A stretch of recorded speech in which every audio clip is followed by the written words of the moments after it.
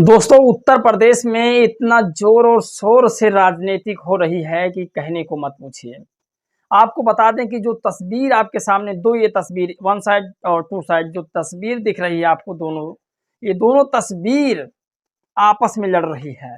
फिलहाल एक तस्वीर तो बता दूं कि एक बड़े नेता की निशानी बनती जा रही है और एक तस्वीर को बताती है तो कि मैं इन्हें कुछ नहीं जानता हूं। ये फिलहाल बाद की बात है और इन्हें पब्लिक क्या जानती है वो मैं आपको बताता हूं। और ट्विटर क्या जानता है, यूट्यूब क्या जानता है इनके बारे में, और गूगल क्रोम ब्राउज़र क्या जानता है, यहाँ तक छोड़िए जो मेरी असिस्टेंट गूगल्स है वो क्या जानते हैं इनके बारे में, हम आपको ये भी बताएंगे। दोस्तों, ये दोनों तस्वीर बहुजन समाज की ही हैं। एक का नाम है चंद्रशेखर आज़ाद रावण और दूसरे का नाम है आकाश आनंद। दोस्तों, हम आपको बहुत कुछ बताएंगे इस वीडियो में, आप लोग इस वीडियो के अंत तक ज़रूर बने रहिएगा। और मैं आकाश आनंद जी के राजनीतिक कैरियर के बारे में बताऊंगा और थोड़ा सा नज़र मैं चंद्रशेखर आज़ाद रावण के भी कैरियर पर जाऊंगा जो उनका राजनीतिक मुद्दा अब तक का रहा है। तो लेकिन मैं यहाँ पर आपको साफ क्लियर कर दूं कि मैं किसी भी पार्टी से बिलोंग नहीं करता हूं और ये दोनों जो तस्वीर आप देख रहे हैं दोनों मेरे अपने हैं। बहुजन समाज के जो भी नेता है, जो भी हमारे महापुरुष थे, वो सब हमारे अपने ही हैं। नमस्कार, मैं हूं पराग और आप देख रहे हैं देसी पीएसबी ब्लॉग। दोस्तों, आगे की वीडियो हम शुरू करें उससे पहले आपको बता दें कि अगर आप बहुजन समाज से रिलेटेड करते हैं तो इस चैनल को जरूर सब्सक्राइब कीजिएगा, क्योंकि आगे आपको इस चैनल पर बहुजन से रिलेटेड पत्रिका व समाचार या और भी न्यूज़ें जो आपके लिए हित में होगी वो मैं देता रहूँगा। दोस्तों, सब्सक्राइब करने के बाद में जो बेल आइकन का जो घंटे वाला निशान है उसको ऑल पर प्रेस कर दीजिएगा। इससे ये होगा कि मेरी वीडियो आएगी वो आप तक सबसे पहले पहुंच जाया करेगी। साथ में आप मुझे ट्विटर पर भी फॉलो कर सकते हैं, इंस्टाग्राम पर भी फॉलो कर सकते हैं।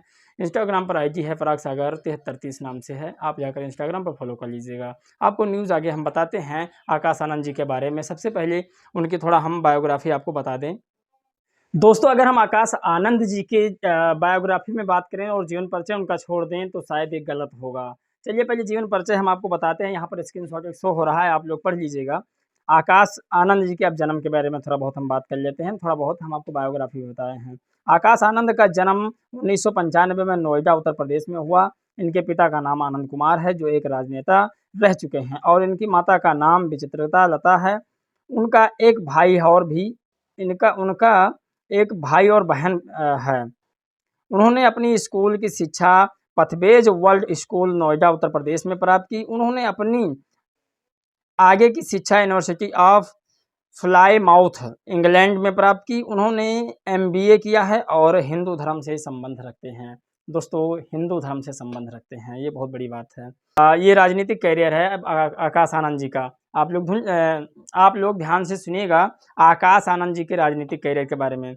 दोस्तों, आकाश आनंद बहुजन समाज पार्टी के एक नेता हैं जिन्होंने साल 2016 में बहुजन समाज पार्टी ज्वाइन की थी। वह बहुजन समाज पार्टी की सुप्रीमो मायावती जी के भतीजे हैं। बहुजन समाज पार्टी के जो सुप्रीमो मायावती जी हैं उनके भतीजे हैं। आकाश आनंद को अक्सर मायावती जी के पार्टियों में मीटिंग के दौरान देखा जाता है। आकाश आनंद को साल 2019 में चुनाव में चैंपियन की लिस्ट में शामिल किया गया था। 2015 में लंदन में एमबीए करने के बाद वे अपने पिता का व्यवसाय संभालने लगे। ये एक व्यवसाय बिजनेसमैन हैं। आपको बता दें इनकी पहली बार उन्होंने साल 2017 में मायावती के साथ में मीरूत रैली में भाषण दिया। 14 मई 2016 को उन्हें DJT financial service private limited के निर्देशक के रूप में नियुक्त किया गया था। 24 जनवरी 2017 को उन्होंने DJT corporation and investment private limited का एक एमडी बना दिया गया था। मायावती को भारत के चुनाव आयोग द्वारा दो दिनों के लिए प्रचार करने से प्रतिबंध कर दिया गया। तो आकाश आनंद ने आगे आकर 16 अप्रैल 2019 को आगरा के कोठी मीना बाजार से शुरू किया। ये है आकाश आनंद जी का राजनीतिक कैरियर। सुना आप लोगों ने। आप लोगों को एक पॉइंट वाली हम यहाँ पर बात बताते हैं। प्लायमाउथ इंग्लैंड से प्राप्त की है शिक्षा, यूनिवर्सिटी ऑफ प्लायमाउथ से। अब हम बात करते हैं चंद्रशेखर आज़ाद रावण की। दोस्तों हाथरस में कांड होता है। चंद्रशेखर पैदल यात्रा करते हैं, लोगों को इकट्ठा करते हैं, दलित परिवार से, पीड़ित परिवार से मिलने जाते हैं। दोस्तों ऐसे भारत के किसी भी कोने में कहीं पर भी अगर दलितों, शोषित, वंचितों के साथ में या पिछड़ों के साथ में, माइनॉरिटी के साथ में या गरीब जर्नल का भी कोई व्यक्ति अगर होता है, उसके साथ में अत्याचार होता है, तो वहाँ पर वो जाकर के खड़े होते हैं और उनके साथ रहते हैं, उन्हें बताते हैं कि आपका दुख पीड़ा मैं बांट तो नहीं सकता, लेकिन आपके साथ में रह करके कुछ महसूस कर सकता हूँ और आपका जो भी मदद होता है मैं करने के लिए तैयार हूँ। अब हम बात करते हैं भीम आर्मी के बारे में। दोस्तों उन्होंने सतीश कुमार और विनय रतन के साथ 2014 में भीम आर्मी की स्थापना की, जो एक संगठन है जो भारत में शिक्षा के माध्यम से दलितों की मुक्ति के लिए काम करता है। यह पश्चिमी उत्तर प्रदेश में दलितों के लिए मुफ्त स्कूल चलाता है। 19 में यानी कि 2019 में उन्होंने मूल रूप से मोदी के खिलाफ वाराणसी से चुनाव की योजना बनाई, लेकिन बाद में सपा बसपा गठबंधन के समर्थन देने और निर्वाचन क्षेत्र में दलित वोटों के बंटवारों को रोकने के अपने प्रस्ताव को वापस ले लिया। सुनिए, बहुजन समाज का वोट इधर उधर ना बिखरे, अखिलेश हो या मायावती हों, इनका दोनों का वोट इधर उधर ना जाए, इसलिए चंद्रशेखर ने अपना निर्णय उन्होंने वापस ले लिया था कि हम चुनाव नहीं लड़ेंगे। अब हम आपको बताते हैं आज़ाद समाज पार्टी की स्थापना कब हुई। आज़ाद समाज पार्टी काशीराम एक भारतीय राजनीतिक दल है जिसे औपचारिक रूप से 15 मार्च 2020 को रावण द्वारा लॉन्च किया गया था।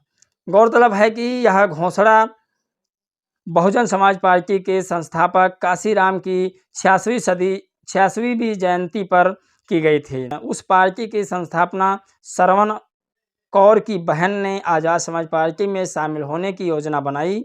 पार्टी ने 2020 के बिहार विधानसभा चुनाव में बिहार की हर सीट पर चुनाव लड़ने का योजना बनाई। भीम आर्मी के संस्थापक चंद्रशेखर आज़ाद रावण ने बिहार विधानसभा चुनाव 2020 में लड़ने के लिए अन्य क्षेत्रीय राजनीतिक दलों के साथ राजेश रंजन उर्फ पप्पू यादव की जन अधिकार पार्टी लोकतांत्रिक के नेतृत्व वाले प्रगतिशील जनतंत्र गठबंधन पीडीए में शामिल होने की घोषणा की। पार्टी की अधिकांश लोकप्रिय दलित और अनुसूचित जातियों से आती है। आपको हम बताते हैं कि 2020 बिहार विधानसभा चुनाव के थोड़ा बहुत बातें आपको बता दें कि उन्होंने अपना कैरियर भीम आर्मी के नेता के रूप में शुरू किया, जो उत्तर प्रदेश में स्थित एक संगठन है, लेकिन बाद में उन्होंने चुनावी राजनीति में भाग लेने के लिए आज़ाद समाज पार्टी का गठन किया। दोस्तों आपको बता दें कि पहले तो भीम आर्मी के चीफ चंद्रशेखर आज़ाद रावण एक संगठन ही चलाते थे। साथ साथ में उन्होंने सोचा कि आर्थिक मदद के लिए अगर हम जिस तरह से मदद करते हैं, लोगों ने हमें अगर चुन लिया, नेता बना दिया, तो शायद हम इससे बड़ा कुछ कर सकेंगे। आगे आपको हम बताते हैं कि पप्पू यादव के नेतृत्व वाली पार्टी ने 2020 के बिहार विधानसभा चुनाव में राष्ट्रीय जनतांत्रिक गठबंधन और संयुक्त प्रगतिशील गठबंधन के अलावा एक अलग मोर्चा बनाने के लिए जन अधिकार पार्टी का नेतृत्व किया। चुनाव में इसने इन दो महागठबंधनों के खिलाफ चुनाव लड़ा। इसके अलावा डेमोक्रेटिक सेकुलर फ्रंट नामक एक अन्य मोर्चा था जिसका नेतृत्व राष्ट्रीय लोक समता पार्टी ने किया था और इसे ऑल इंडिया मजलिस इत्तेहादुल मुसलमीन और सोहेलदेव समाज पार्टी जैसी अन्य क्षेत्रीय दल शामिल थे। पप्पू यादव और आज़ाद के नेतृत्व वाले मोर्चे को प्रगतिशील जनतांत्रिक गठबंधन पीडीए का नाम दिया गया। दोस्तों ये है चंद्रशेखर आज़ाद रावण का राजनीतिक कैरियर। ज़मीनी स्तर पर काम करते करते आज पूरा भारत नहीं, जो विदेश की टाइम मैगजीन्स है, जो पत्रिका है, वो 100 भरते हुए नेताओं में चंद्रशेखर का नाम लिया। दोस्तों एक बहुत बड़ी बात है, कुछ लोग मेरे भाई मेरे बहन कमेंट करेंगे कि आप बहन जी के कैरियर को भूल चुके। जो 40 साल का बहन जी का कैरियर था, काम करने का तजुर्बा था, मैं बहन जी को अपना आदरणीय मानता हूं तथा वो बहुजन समाज के जो भी महानायक हैं, मैं उनको अपना भगवान व सर्वश्रेष्ठ मानता हूं। लेकिन जो आकाश आनंद जी और जो चंद्रशेखर आज़ाद जी हैं, इन दोनों के बीच में जो वर्क है, जो काम है, वो थोड़ा अलग अलग है। आपने को मैंने बताया कि जो व्यवसायी हैं, जो बिजनेसमैन हैं, वो आकाश आनंद जी हैं, लेकिन जो बहुजन समाज के साथ चलने वाला, कंधे से कंधा मिलाकर चलने वाला है, वो चंद्रशेखर आज़ाद रावण है। जो भीड़ इकट्ठा होती है चंद्रशेखर रावण के रैलियों में, वो पैसे से देकर नहीं आती है। दोस्तों इस सब वीडियो को हम लोग बस एक टीवी में देखा करते हैं, एक रैली में जाकर देखा करते हैं और जगह-जगह पर जाकर लोगों से पूछा करते हैं। इससे हमें ये पता चलता है कि आने वाले समय में कौन सबसे बड़ा नेता हो रहा है। दोस्तों इस वीडियो में अगर कोई हमसे गलती हुई हो तो हमें माफ़ कर दीजिएगा। बहुजन समाज के हित के लिए इस चैनल को सब्सक्राइब कीजिएगा आगे, ताकि मेरा मनोबल टूटे ना और आप लोगों के बीच में मैं हमेशा वीडियो लाता रहूं। जय हिंद, नमस्कार।